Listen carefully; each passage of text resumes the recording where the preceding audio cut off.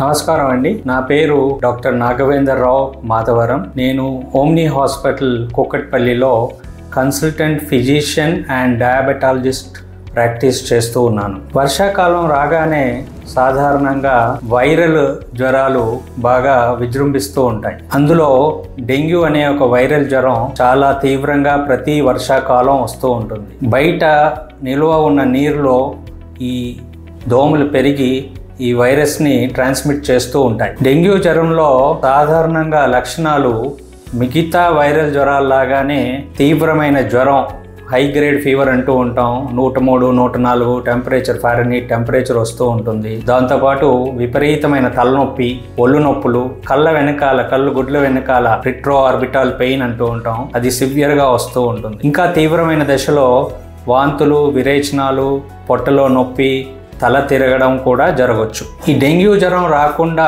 తీసుకోవాల్సిన జాగ్రత్తలు ఏంటి? మొదటిగా మన చుట్టుపక్కల మురుగు నీరు ఉండకుండా చూసుకోవాలి. నీళ్ళ తొట్టిలో, చెట్లు పక్కన నీళ్లు నిలవకుండా చూసుకోవాలి. వీటిలో దోమలు పెరిగి ఈ వ్యాధి స్ప్రెడ్ అవ్వడానికి కారణమవుతూ ఉంటుంది. ఈ వ్యాధి స్ప్రెడ్ అవ్వకుండా ఉండడానికి ఏమి జాగ్రత్తలు తీసుకోవాలి? మన చుట్టుపక్కల నీరు నిలవకుండా చూసుకోవాలి. నీళ్ళ తొట్టులో నీళ్లు ప్రతిరోజు ఖాళీ చేస్తూ ఉండాలి.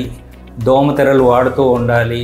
మస్కిటో రిపలెంట్ సొల్యూషన్స్ కూడా వాడుతూ ఉండాలి. జ్వరం రాగానే తీవ్రమైన తలనొప్పి, వాంతులు, విరేచనాలు ఇలాంటి సిమ్టమ్స్ ఉంటే వెంటనే డాక్టర్ని కలవాల్సి వస్తుంది.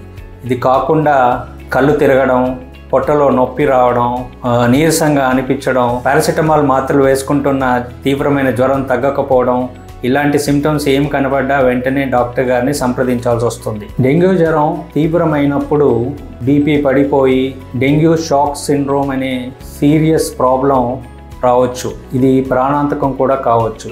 అలాగే ప్లాట్లెట్స్ కౌంట్స్ పడిపోవడం, దీనివల్ల ఒంట్లో రక్తస్రావం జరగడం, తీవ్రమైన రక్తస్రావం జరగడం, వీటి వల్ల ప్రాణానికి ఆపద కూడా జరగవచ్చు.